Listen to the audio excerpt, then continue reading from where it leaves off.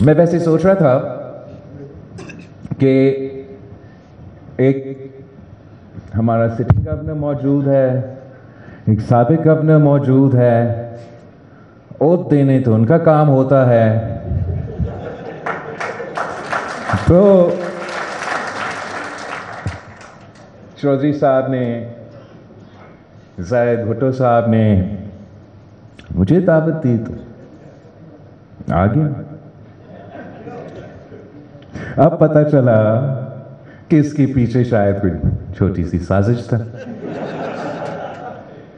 اب میں تو ویسے بہت خوشی کے ساتھ آپ کا دعوت قبول بھی کیا کہ پاکستان پیپلز پارٹی کا یہ جو مزدوروں کے ساتھ جدوجہد ہے وہ آج کا نہیں، 3 نسلوں کا جدوجہد ہے، اور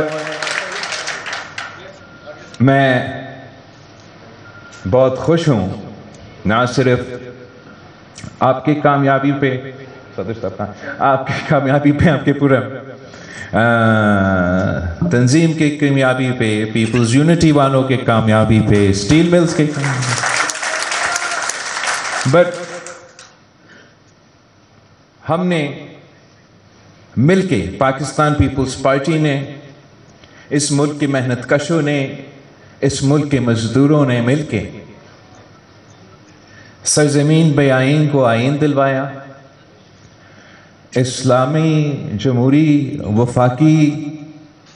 آئین نظام اس ملک کو دلوایا، قائد عوام کے ساتھ اس ملک کے مزدوروں نے شانہ بہ شانہ کھڑے ہو کے جد و جہد کر کے اپنے حق چھینا، اور پہلی دفعہ ملک کے لیبر پالیسیز، ملک کے مزدوروں کو وہ حقوق دیے گئے ہیں جو پوری دنیا مانتا ہے کہ آپ کا حق ہے۔ پھر آپ نے شہید محترمہ بینظیر بھٹو کے ساتھ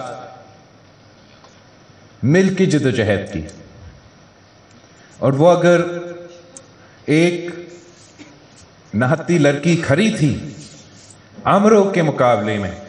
تو اس لیے کہ ان کے مزدور بھائی پیچھے کھڑے تھے، اور آپ نے ایک نہیں، 2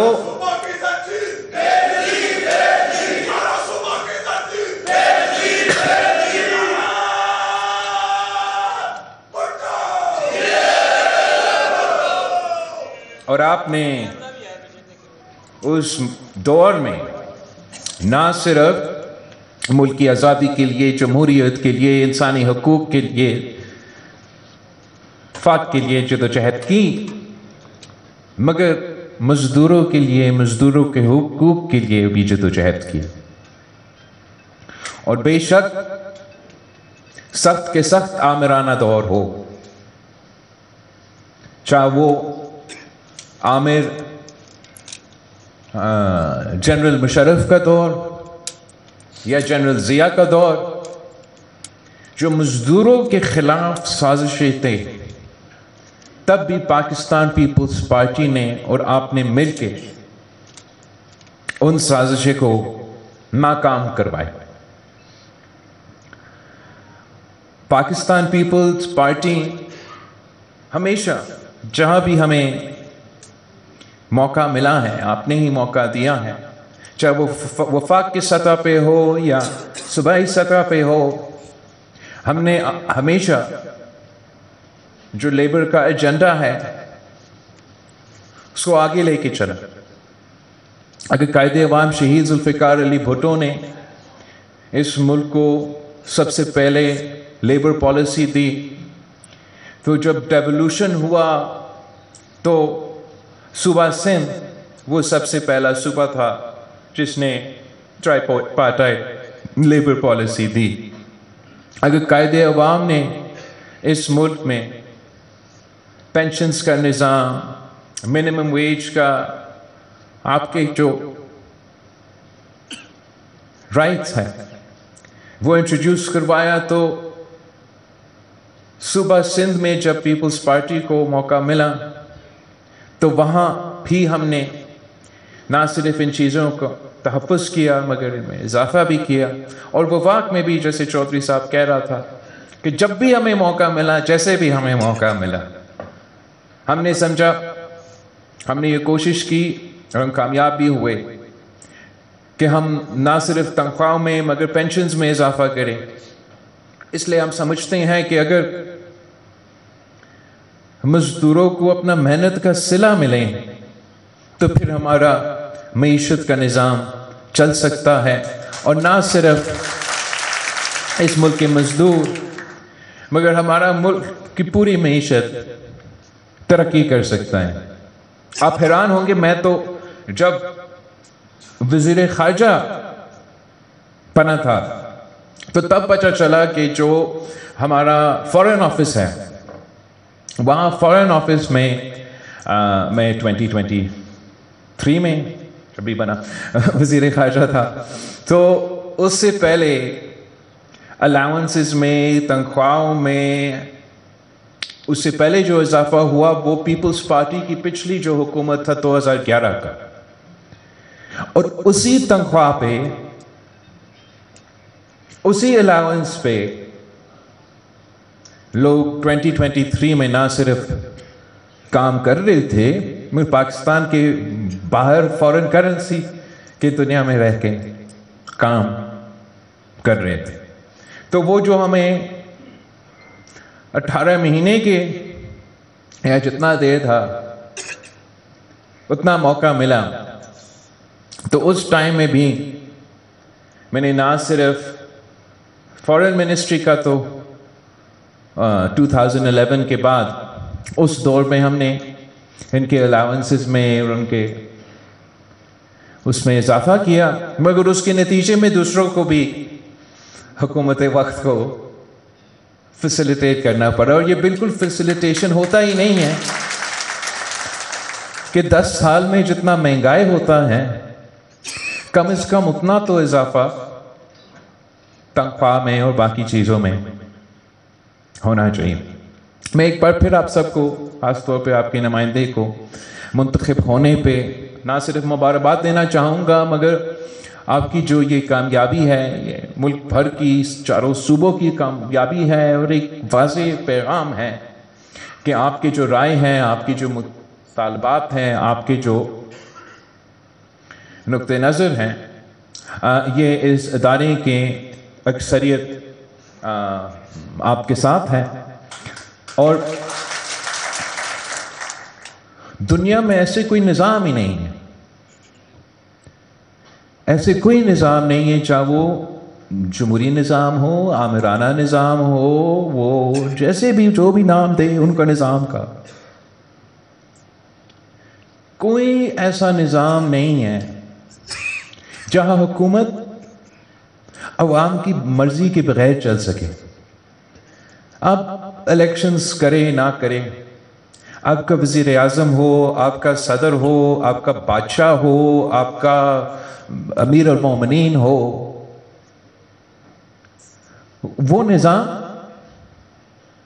اپنے عوام کی مرضی پہ چلتا ہے، وہ اپنا پالیسی اپنے عوام کے خواہشات کے مطابق، امیدوں کے مطابق بناتے ہیں۔ کچھ نظام میں ایسے کرتے ہیں کہ وہ انتخابات کر دیتے ہیں اور ان انتخابات میں اپنا رائے ضائع کر دیتے ہیں۔ مختلف نظام میں پھر وہ اپنے سائنٹیفک طریقے سے پولنگ کرتے ہیں اور دیکھتے ہیں ہمارے لوگ کیا چاہتے ہیں، اور ان کے خواہشات کے مطابق نظام چلاتے اور ان کے ملک ترقی بھی کرتے ہیں،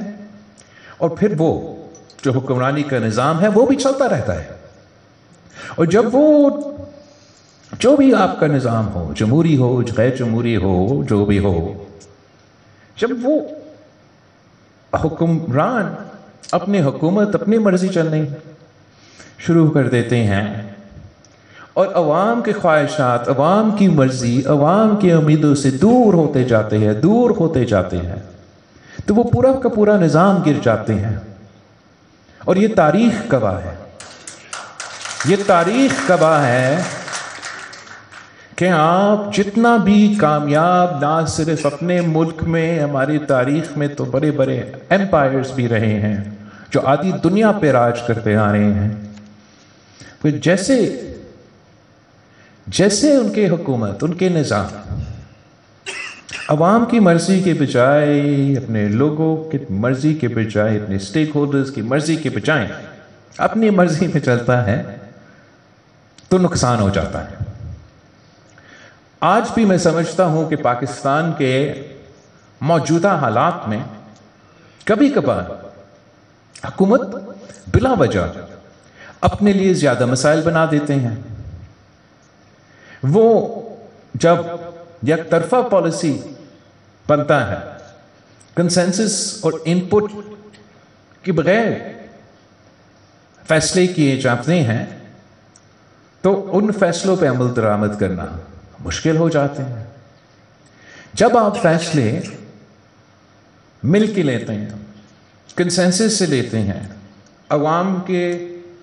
مرضی یا امیدیں کے مطابق لیتے ہیں، تو ان فیصلوں پہ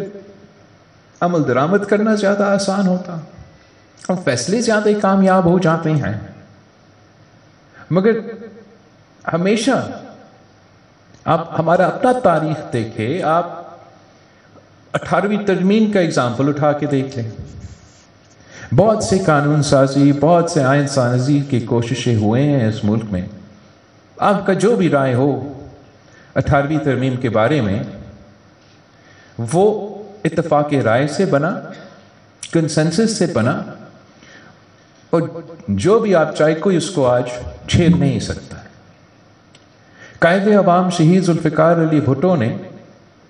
ہمیں یہ اسلامی جمہوری وفاقی نظام دیا۔ اکثریت ان کے پاس تھا کہ وہ اپنا مرضی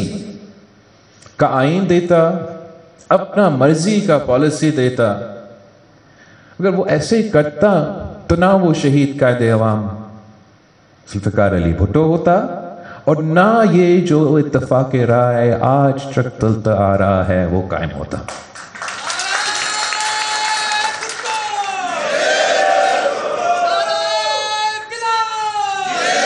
تو آج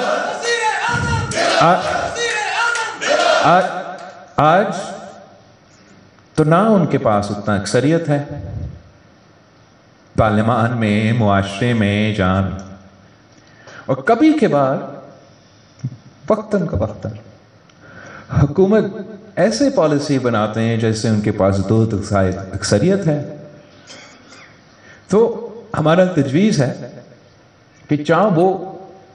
اس ادارہ کا پالیسیز ہوں گے، اگر ان کے جو منتخب نمائندے ہیں ان کے مشورہ کے ساتھ، کنسنسس کے ساتھ وہ پالیسیز بنیں گے تو نہ صرف اس ادارہ کے لیے بہتر ہوگا، پورا ملک کے لیے بہتر ہوگا۔ اور جو بھی پالیسیز اس ادارہ کے لیے یا دوسروں اداروں کے لیے بنائے جا رہے ہیں، اپوزیشن تو دور کی بات، اگر اتحادیوں سے صلاح مشورہ ہوتا تو وہ شاید پالیسیز بہتر چلتے، زیادہ کامیاب ہوتے، زیادہ پاپولر ہوتے۔ اب مجھے نہیں پتا جو آپ کے ڈیٹیل جو ایشوز ہے، اور آپ کا شکر گزار ہوں کہ آج آپ نے تمام پوائنٹس اٹھائے ہیں۔ میں یہ تو یقین دہانی نہیں دلا سکتا کہ آپ کے سارے پوائنٹس اسی طریقے سے ان پہ عمل درآمد ہوگا، لیکن ضرور پاکستان پیپلز پارٹی آپ کی آواز نہ صرف پارلیمان میں مگر حکومت کے ساتھ اور حکومت کے نمائندے کے ساتھ جو بھی انٹریکشنز ہوتے ہیں، ہم آپ ہی کے پوائنٹس کو آگے لے کے چلیں گے۔ ہم جانتے ہیں کہ نہ آپ نہ ہم پاکستان کی ترقی کے راستے میں کوئی رکاوٹ بننا چاہتے ہیں. ہم چاہیں گے کہ جس طریقے سے OGDCL ترقی کرتا آ رہا ہے ویسے ہی پورا پاکستان کا معیشت ترقی کرے. ہم چاہتے ہیں کہ جس طریقے سے آپ ترقی کر رہے ہو اسی طریقے سے وہ باقی ڈپارٹمنٹس بھی ترقی کر دیتے. فرق صرف اتنا کہ آپ کی کامیابی کا راز یا آپ کی کامیابی کا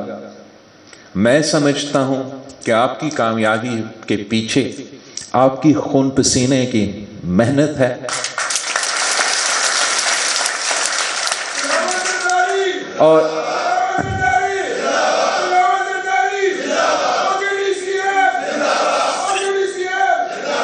اور میں چاہتا ہوں کہ ہم مل کے نہ صرف اس ادارے کے لیے مگر پورا ملک کی ترقی کے بارے میں سوچیں. ہم نفرت کی سیاست، تقسیم کی سیاست میں یقین نہیں رکھتے. ہم ایشوز کی سیاست میں یقین رکھتے ہیں. اور اس وقت پاکستان کی سیاست افسوس کے ساتھ ایشوز کی سیاست پہ نہیں، عوام کے مسائل پہ ارد گرد نہیں چل رہے ہیں. وہ جیسے سیاست ہے ویسے چل رہا ہے. تو ذمہ داری آپ پہ، تمام سیاسی کارکنوں پہ، جمہوری کارکنوں پہ